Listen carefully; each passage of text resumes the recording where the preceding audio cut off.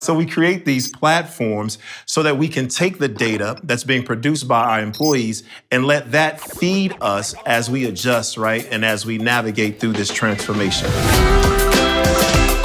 This is Control B, where I talk with leaders making the bold moves needed to succeed right now with breakthrough experiences for customers and employees. Today, I'm joined by Bobby Ford, who's the CISO, the Chief Information Security Officer at Hewlett-Packard Enterprise. We also have Julie Zide joining us. Julie is the Global Head of People Science at Goldman Sachs. Now, as a part of my job, I get to talk with customers just about every day. And I've always found that it kind of helps break the ice if you have some jokes to kind of get things started. So the writers of Control B have sent each of us a couple of jokes. We want to try them out on each other and kind of see which ones work and which ones don't work. So I'll go first if that's okay. People love to brag about what they've ran.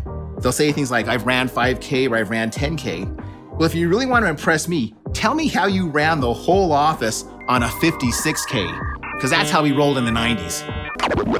Julie, first question for you. Describe how you recently modernized your approach to listening to what your employees want at Goldman Sachs. My team consists of data scientists and organizational psychologists. We're really focused on making decisions based on data rather than anecdote. In the absence of clear data, you can go in a million directions, as you know, in terms of what to prioritize. So my team uses advanced predictive analytics. By using this approach, you're really able to crystallize the top 3 to 4 areas to focus on that will ultimately drive important people outcomes like employee morale, employee performance, and retention. So at Goldman Sachs, we used to conduct a long employee survey. It was around 60+ questions, and it was normally administered every 2 years. The last time that survey went out was actually in 2017. So we realized the time was really right to reinvent how we listen to our people. This year, we launched a 2-pronged approach to how we do employee listening.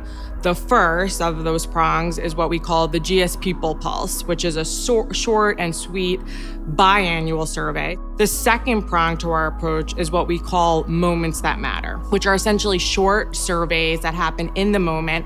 They automatically get triggered to an employee depending on where they are in the employee journey. I see this trend where organizations want to get to a place where they have that live data coming into them about what the engagement is of their employees.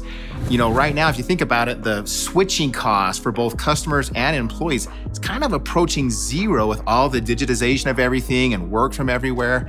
And so we know that right now, understanding that employee engagement and taking action when we see employees want something different than what they're getting is paramount to attracting and retaining. So I love what you're doing. Hey, I would love to hear another joke from Bobby. So a pessimist believes that the glass is half empty.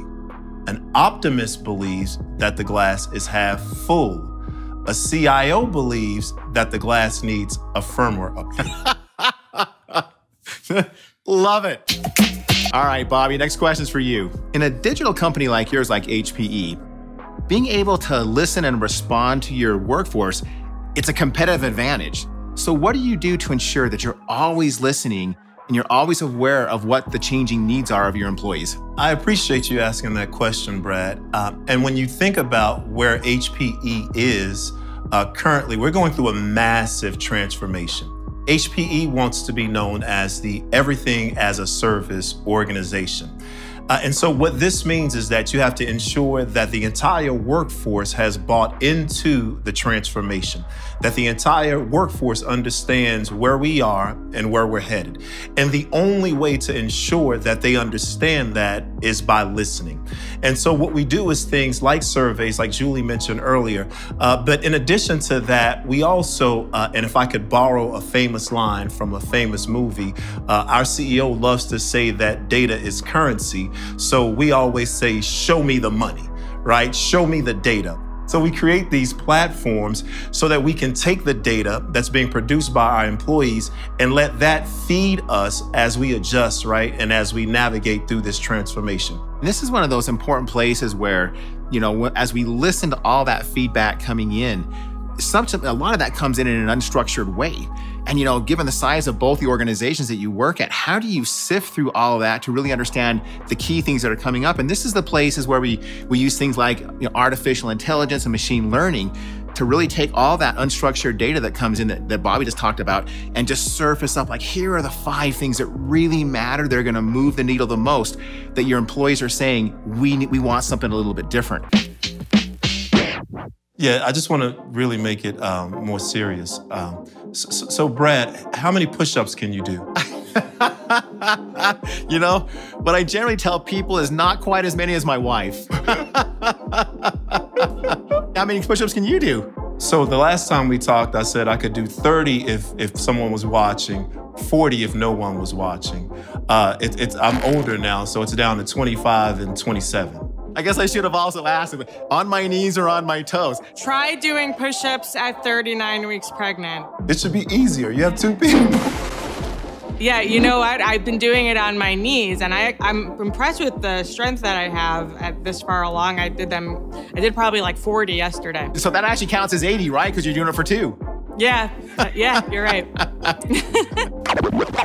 How is that survey data that you talked about, that you executed in March, how is that data now being used, that experience data, to take actions and improve the employee experience? I've been so energized with how the firm, and particularly our leadership team, is using this employee data. Data from the GS People Pulse is viewed as essential, high-quality people data for our leaders to run their businesses. So just like they use other important data, like financial data, attrition data, these data points from our survey are considered key data points to help really make important decisions about running their businesses. We're really focused on using this data in a super strategic and informed way. You know, I would argue that the experience data, both for our employees and for our customers, is actually the most valuable data because it's what enables us to get into the hearts and minds of what employees are, the experience that they're having, what they're going through, same with our customers. And I think, you know, if you're asked me, like the decade of the 2020s, this decade is going to be about the experience transformation. If the last decade was about move to the cloud, this is about the experience transformation and the importance of getting it right and actually being able to personalize it at mass, you know, at scale. I think that's where all of us are going to be focused at.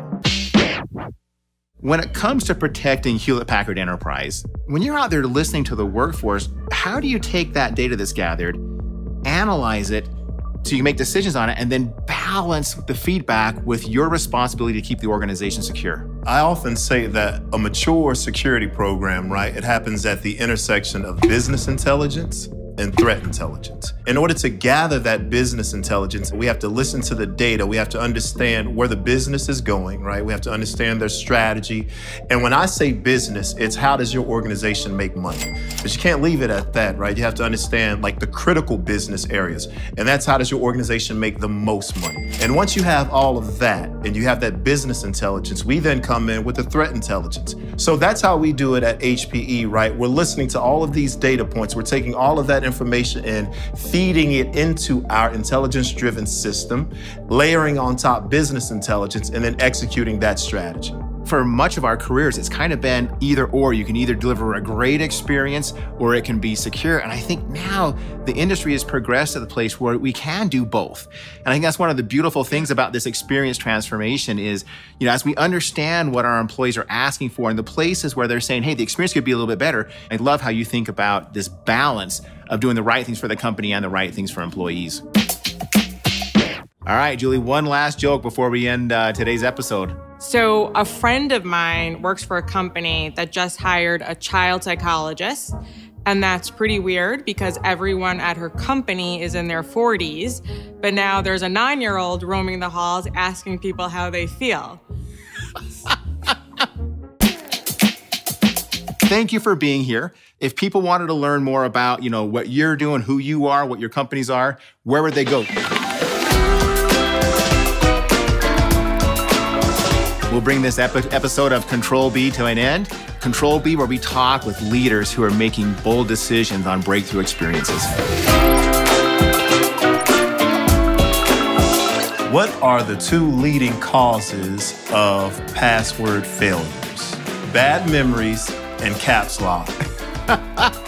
I like that. They say if you gave an infinite number of monkeys an infinite number of typewriters, they'd eventually write Shakespeare. Well, I'd hire them to come up with a password I haven't used already.